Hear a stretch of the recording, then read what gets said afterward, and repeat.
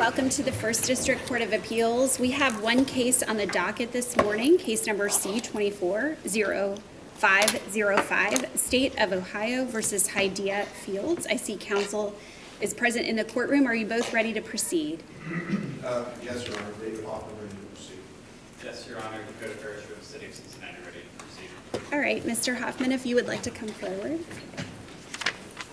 Would you like to reserve time for rebuttal? 5 minutes for rebuttal, please, Your All Honor. right, you may start when you're ready.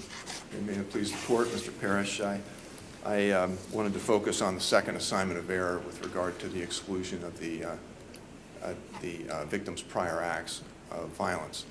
And I note that the Weatherall case indicated that that this type of evidence in a self-defense case should be admissible to prove the defendant's state of mind.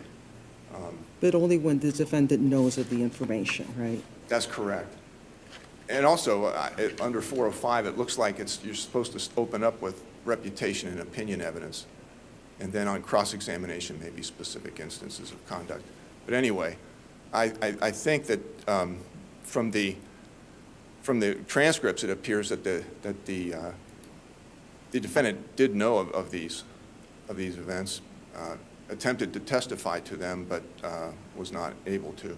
Was there a proffer of what the defendant would have testified to? Do we know what the information would have been? There was no formal proffer. And how does that affect the analysis of this assignment of error, if at all? Well, I think that it doesn't necessarily shut it down. I think that defense counsel indicated the reason for the evidence being offered. The question posed to the witness indicated that the defense counsel intended to elicit specific acts of violence against in prior relationships by the victim. And that's what I find interesting about this case, because I think that you would say that the record is clear as to what was the purpose of the testimony that was being elicited, and oftentimes we don't have that. It seems like it's always. So this time, like we know why, that it wasn't intended to be prior bad acts. So, I guess if we were to find error, how would you address whether it's harmless? Well,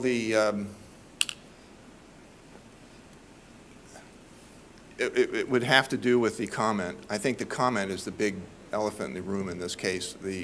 My client's comment. The trial court made a finding that before she sprayed the victim with the mace, she made a comment about the exchange, the email exchange, and it was based upon that the trial court felt that not only was she at fault, but she didn't have a reasonable fear. Now, that reasonable fear is what... Because the trial court credited the victim's testimony where there was a difference between your client and the victim, right?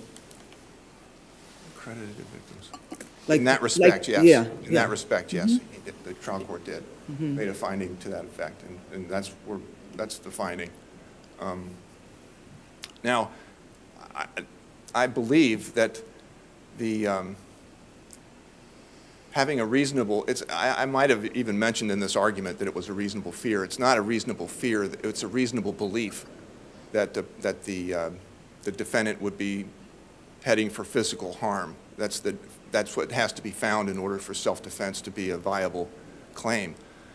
And my point is this information that was excluded, both objectively and subjectively, could have supported a finding that the defendant had a reasonable belief that she was headed for physical harm, because irrespective of the comment. But even if that's true, as I recall, the victim's testimony also had to do with timing of when everyone found themselves in the vestibule, mm-hmm. and when the macing took place, which was very quickly. It was a matter of seconds. Right. So it seems that also goes into the calculus as to whether it was really based on fear and based on self-defense, or whether it was more about anger and retribution.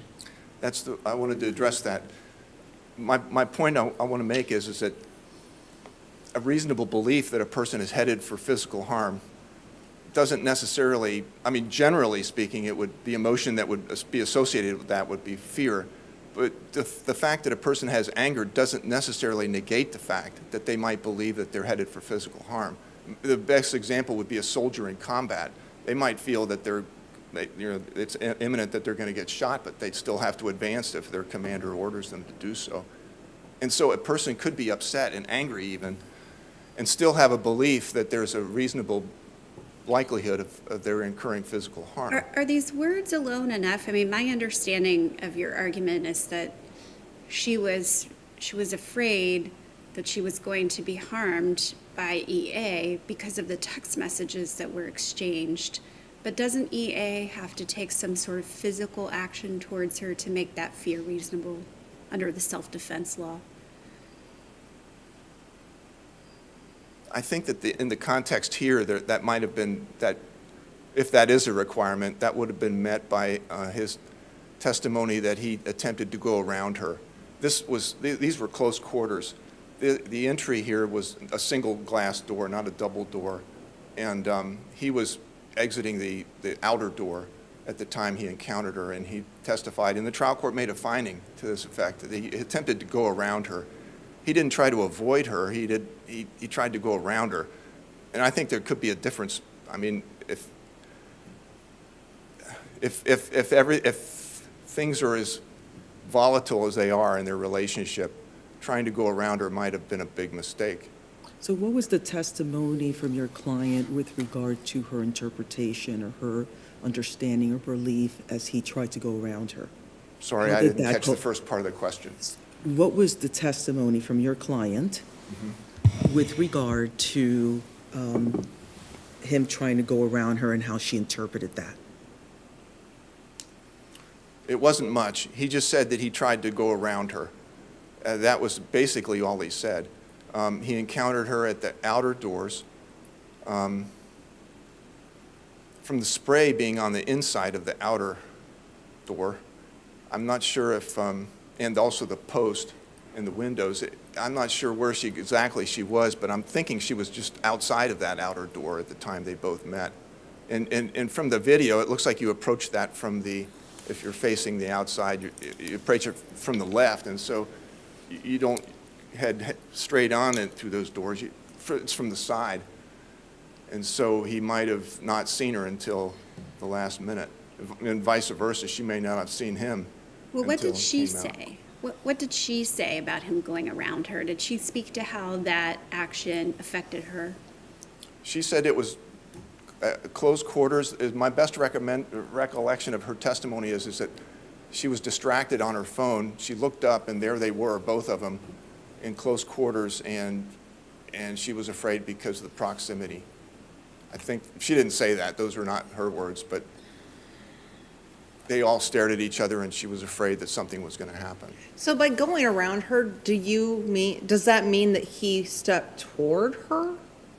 Because going around her could mean that he was avoiding her. He could have given her really wide berth. I don't know. It just occurred to me that in a relationship like that, sometimes stepping away from a person might be the thing to do. I don't know. Okay. All right, and then my next question is, was your client required to give notice to the trial court under either 404 or, can't remember the rule number, yeah, 12.2, that she intended to introduce this evidence? Yeah, there is that requirement. I'll put it that way. But was it raised at trial? Not under 12.2. It was 404 that they cited. And I think that was a little off the mark. I think. Either way, though, there has to be notice, correct? Right, and they did mention notice. They were talking notice. It's just that I think the wrong rule was cited, and I was intended to point that out and, argue, or at least raise the point about waiver with regard to criminal rule 12.2. It makes it discretionary on the court if there's a failure to notice, to provide the notice, I believe is how it works. Couldn't that be an alternate basis that explains why the trial court excluded the evidence? It wasn't mentioned at all, and the trial court responded to an argument under 404. And so it looks from the context like everybody was thinking 404 and not 12.2. And also, I think 404 might be the wrong category for this type of evidence. I think it's under 405. But you concede that 12.2 required disclosure and that this evidence was not disclosed. Sure does. There was it's in the defense of our office, we did file a notice under 12.2. It's just that it wasn't very specific. A notice of self-defense. Yes, they notify them that we're claiming self-defense.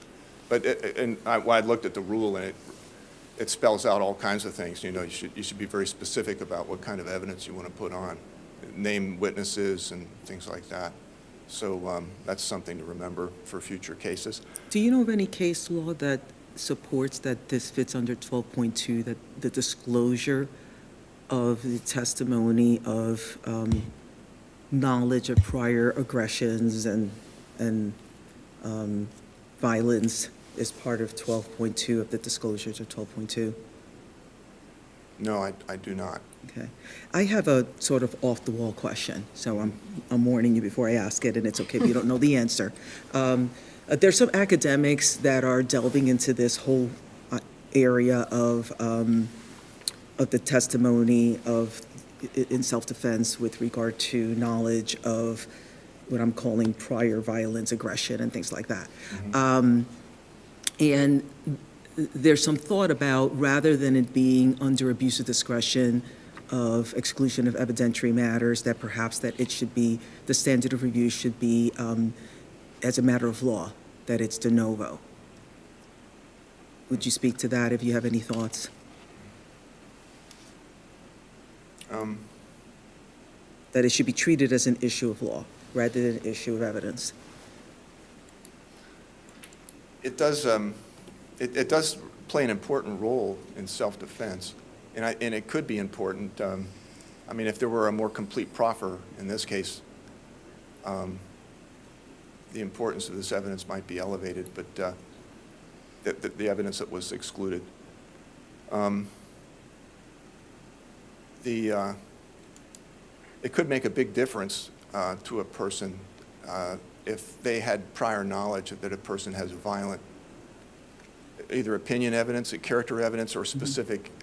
And I'm talking about the exclusion of it, because what we're dealing with is that it was excluded. And I believe you're right that it was excluded because it was treated as if it was only being admitted as prior bad acts. Mm-hmm. So that's where it becomes interesting, because if it was excluded as being treated as prior bad acts, but yet it was really being introduced not as prior bad acts, is that really about exclusion of evidence, or is that really about applying the wrong law and determining how this is going to be governed, and then it becomes an issue of law?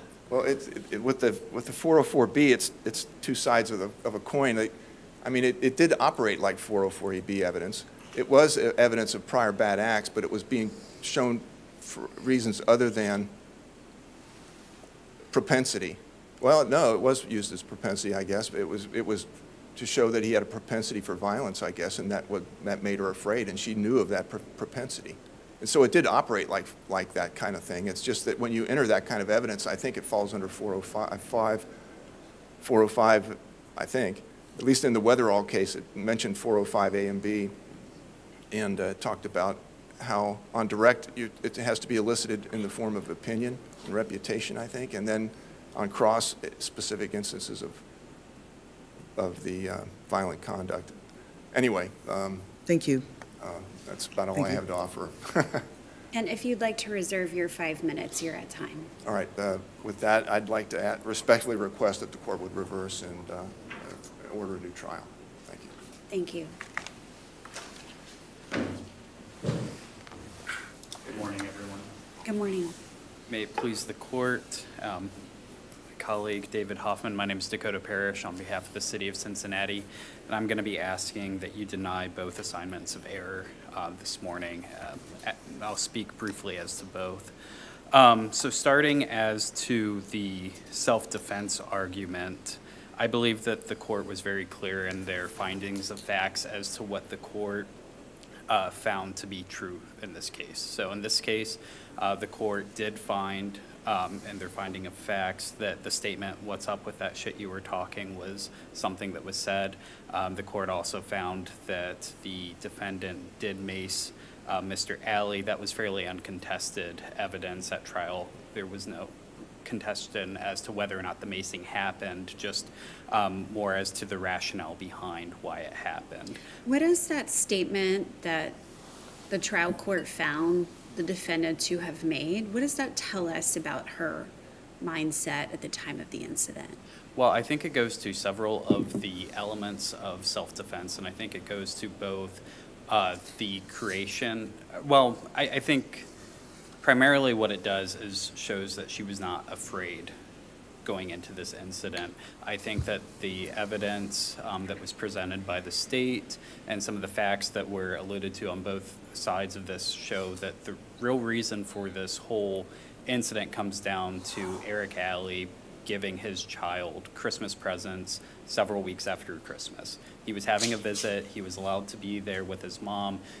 She had given him that parental time with their shared child, and he provides Christmas presents several weeks after Christmas. Once the child informs the mother that this is what happens, this is what leads to arguments that are going over text messages. This is what leads to her terminating his parenting time with their shared child. And this is what causes her to go to the scene to retrieve the child and make alleged statements along the lines of she's never coming back to Avondale. That's the whole catalyst for the situation. Well, weren't there threats? I mean, didn't EA make some threats? Yes, so what came out during the trial was that there was threats going both ways between both parties, and all those threats seem to have stemmed after an argument about these gifts that were being given. So But were they threats of bodily harm that were going both ways or only one way? I would have to review the transcript. I cannot remember exactly which threats Eric Alley was said to have been made. I think, if I recall correctly, it was something along the lines of "you're going to get your ass beat." Is Bodily harm.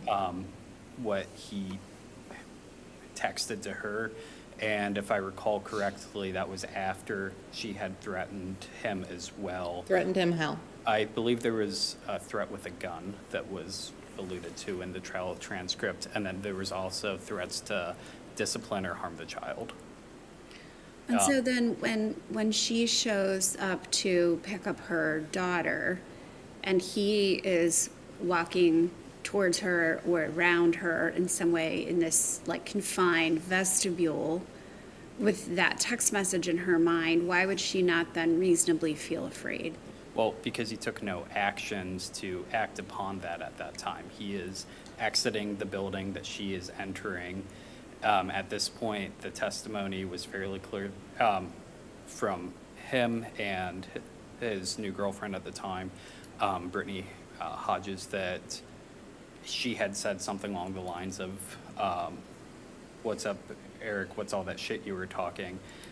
Ms. Fields' testimony was that she did not say that, but that very quickly, as into arriving into that vestibule or opening area, she pulls out the mace and sprays it into the air. See, but this is what I find interesting because, you know, this state of mind testimony that was excluded seems to spill over into who's going to be credited in their testimony when the testimony starts to become different. Okay? So it's, you know, and whether she's made that statement or not, that excluded testimony could have impacted that. Whether it was proper for her to mace as immediate as she did, or whether she did mace as immediate as she did, because it also, I think, changes on that, right? So it seems to have affected everything. So how would you address, let's say we were to find error, how would you address the harmless? Well, I am assuming that this court would find error in this case. She was not without being able to testify as to her state of mind. She did testify that she was fearful going into this situation. She had testified as to the toxicness of her relationship with Eric Alley, and ultimately, the court was the person in the room hearing the testimony from all three parties, and I believe the court properly decided who he felt at the time was being credible and not credible based off of the totality of what was testified to. So I think the court took into consideration what the court believed was the whole catalyst for the incident, and I think the court took into account the amount of time from when they go meet in person to the spraying. I think the court took into account that there's threats going both ways between the parties, and there was no macing that went the other way from Eric to the victim. It was the other way around. But then doesn't it become significant whether there was threats of bodily harm both ways or only one way? I think that the fact that there was threats going both ways, but only one party acted on it, is significant in this case in particular, because it could be an instance where it's all bark, no bite from all sides. Everyone's threatening each other. They interact and they both peacefully go on their way, but that's not what happened in this incident. So I think because she was afforded the opportunity to be able to testify as to her state of mind, what she was thinking going into it, and the court still found that they did not believe that she had a bona fide belief is But important. wouldn't that testimony, though, the testimony about his propensity for violence, wouldn't that bolster her testimony and her credibility? I mean, yes, she testified to her state of mind, but that's just her saying that. But when backed up by this other, testimony and evidence about other acts of violence, I mean, I think that how it was introduced could have been put into a different way if they wanted to get into specific acts of violence. And I do think that when the prosecutor in the room makes their 404B objection at that time, they believed that it was opening doors into things that the prosecution was not prepared to defend against, to call witnesses for, and that was going into the notice aspect of it. As to her fear and state of mind, though, I do believe that she was afforded those abilities and the ability to talk about what had happened specifically in their relationship had anything happened. That was not something that got brought up in this trial. She was trying to bring in evidence of things that happened in other relationships that the state was not put on notice for.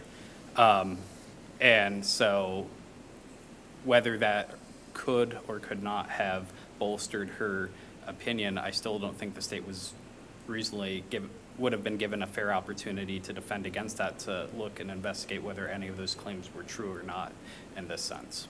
Can you address the trial court's finding that Fields was responsible for starting the affray? Yes. I believe, based off of what I see in the record and my interpretation of how everything happened, that Fields was the responsible party for several reasons. One, for ending the visit with the father on the basis that the father got the child Christmas gifts. I also think that it was important Well, to the does that matter? I do think that the reason for the interaction, that was the reason for the interaction. That's what the trial court believed was the reason for the interaction. Isn't that her right to do that? I mean, I don't know how that is. I think, yes, she can absolutely terminate, but I think that it shows that she wasn't fearful going into this. This was a spiteful thing out of anger, and I think that And I think that it can go to state of mind, but I don't know how it goes into whether she was at fault. in creating it. Yes, I think those are two very different things.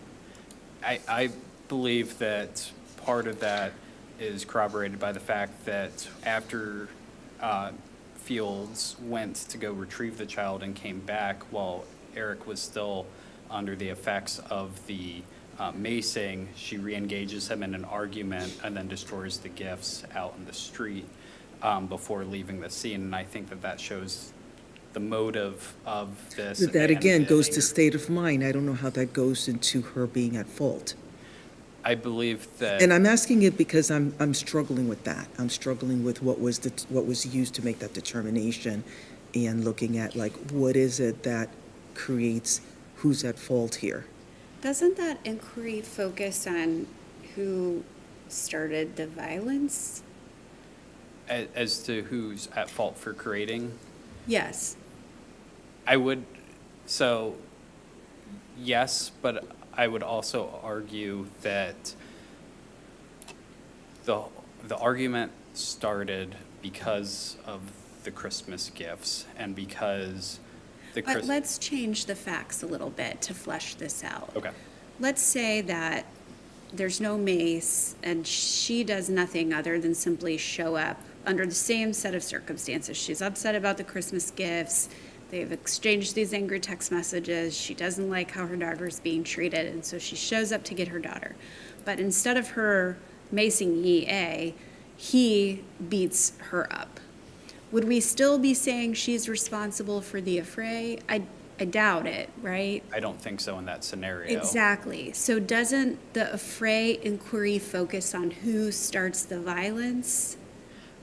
I think that's the primary, but I do think that the context of the fight and what caused the fight is important as a whole and to give context. So what facts did the trial court look at in determining that she started the violence? I mean, clearly she maced him, right? Correct.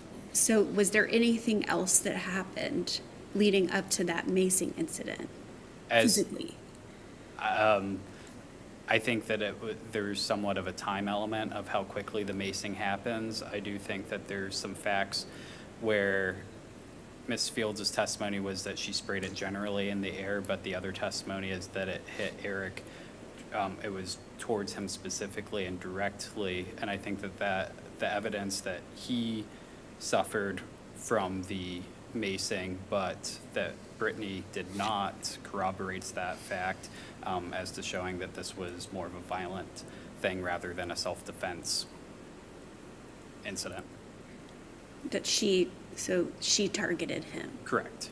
And did he do anything to her? Does the record reflect, was there any testimony that he took any physical action towards her? No. I don't believe that anything was presented that he took any affirmative actions or made any stances or face or anything to provoke it once they are all in the same vicinity together. I believe that everybody's testimony, whether or not you take into consideration whether or not that statement was made or not, is that this happened fairly quickly when they walk in. They all walk in and very quickly after Eric Alley has been maced.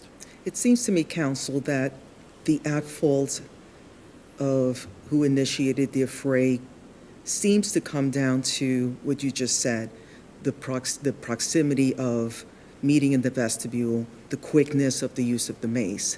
Correct. Now, that hinges on giving credit to the victim's testimony and discrediting the defendant's testimony, which seems to, I think there's an argument there that then hinges on that the excluded evidence could have impacted that determination.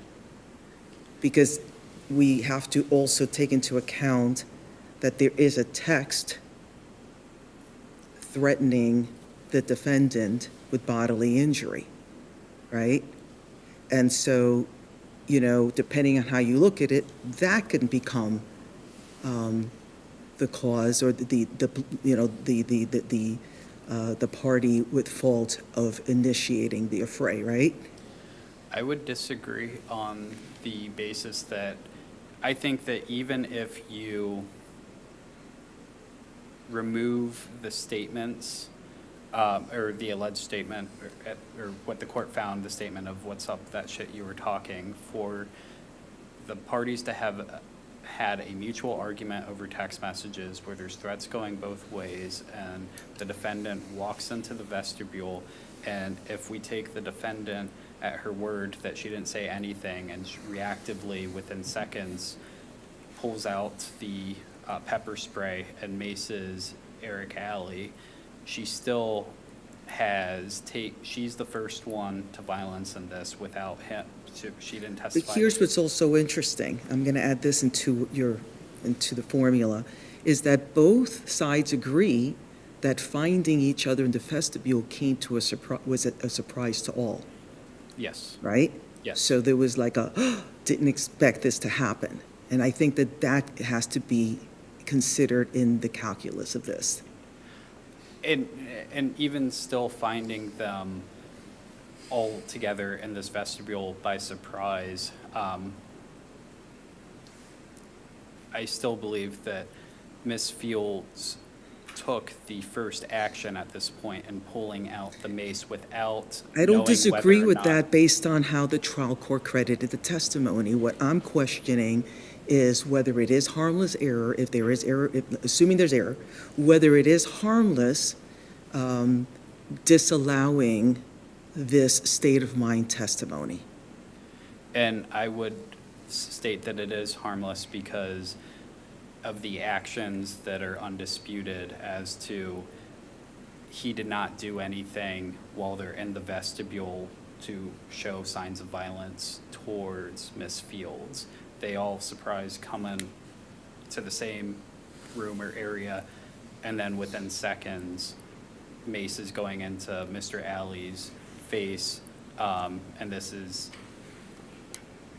and while there were threatening text messages going back and forth each way, he had done nothing at this point when they're in person together interacting for the first time that day, indicating that he was going to cause her harm at this point. So as a matter of law, is it required for there to be an overt action on top of the threat? Because he did lodge a threat. I do believe that words would not be enough for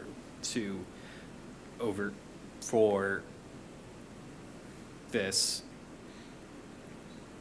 incident. Because we know nothing of very specific threats like, once you get to the vestibule and I'm here, I'm gonna beat you or hurt you or something like that. It was more general threats that were testified to beforehand. If threats are going both ways, then I believe that he could have been also entitled, like reversing it, would he have been entitled at that point thinking she's threatening to harm me, I can beat her up in this vestibule and claim self-defense? I don't believe that that would have been proper, especially had she not taken any aggressive actions towards him. I think that this is an incident where they had both been threatening each other. They come into contact, meet up for the first time in person. Since these are going, he takes no actions on. But I think we need to put in the calculus, if she knows of prior propensity of violence, and he gives a threat of violence, whether under those circumstances, there needs to be an overt act, especially when the defense is the use of mace. So we're not talking about deadly harm here. We're talking about the use of mace. So I think that needs to go into the calculus too.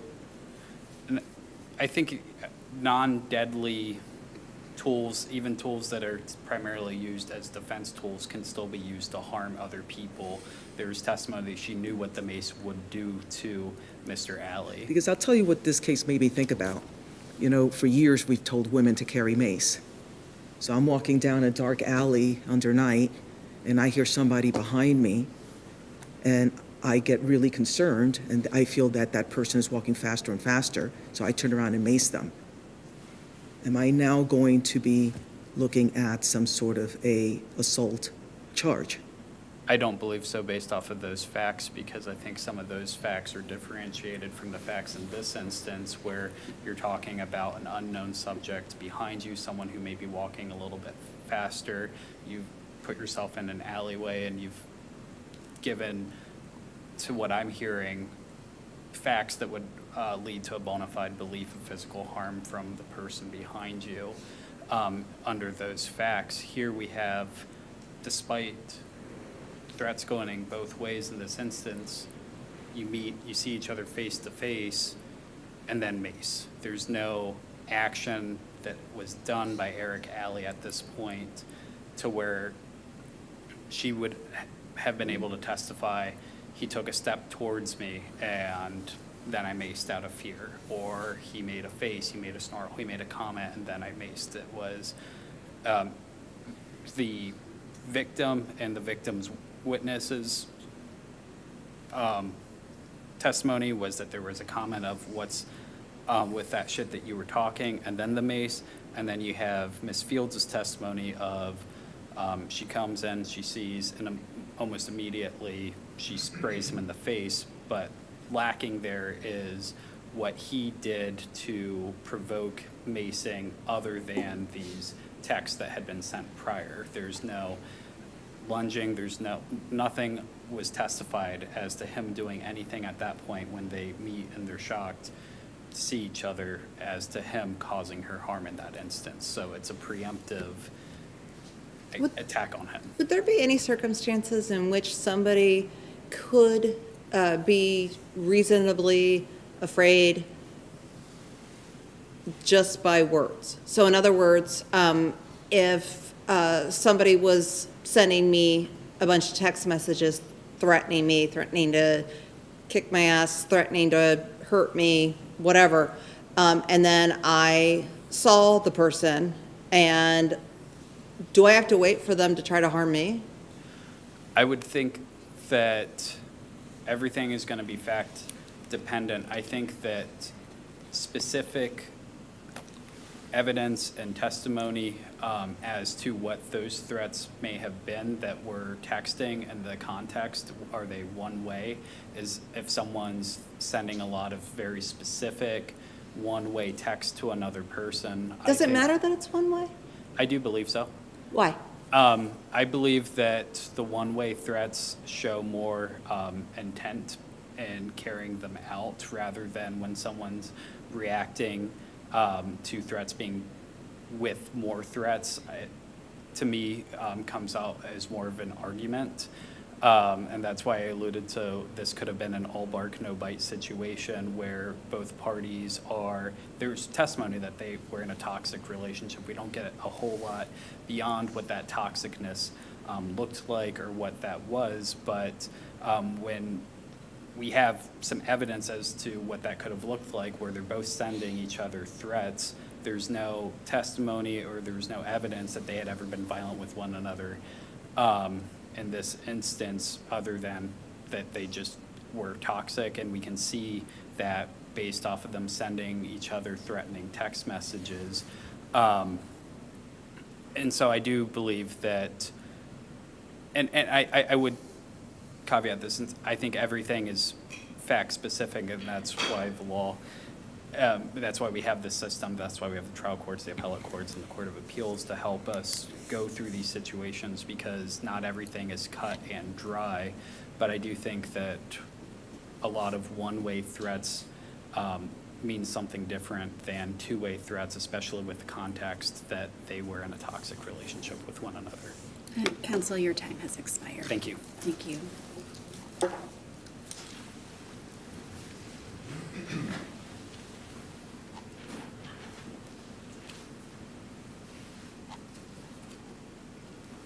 I may be stretching things a bit with regard to the analysis for finding fault, but if you would expand the scope of the events to be considered, in the facts you'd have the fact that my client in the messaging gave notice that she was on her way to pick up her daughter. The daughter, the victim in this case didn't have to stick around. The daughter was with his mom. It was like a neutral third party for the visitation. And in the videos that are part of the exhibit here, the police encounter the mother, and she even says out loud that she told the victim to skedaddle, but he didn't. 45 minutes, he was there for 45 minutes after she gave notice that she was coming on her way, which is sort of code for, I don't want you to be here when I get there. Or at least it would be prudent to leave before she arrives to collect her daughter. So if there's a little fault to go around, that could be considered. I mean, she'd testified she did not expect him to be there when she got there, and so that was part of the surprise when she encountered him in close quarters at the vestibule. Also, one more thing. With the notice comment, there's lots of ways you could prove these prior acts. You could bring in witnesses, like maybe citizens that know of the person, the victim, and his propensity for violence. And you know, you would list those witnesses, but there were no extra witnesses. It was just the victim, or the defendant in this case, who testified. So I think that would mitigate some of the possible, harm from not giving notice, that the prosecution wouldn't be totally flat-footed. They would expect that the defendant could testify. So if there's no further questions, I'd ask that this court would reverse. Thank you. Thank you. Thank you both for your advocacy this morning. We will take the matter under submission and issue a timely decision. Enjoy the rest of your day. All rise. The Court of Appeals for the District of Ohio is now adjourned.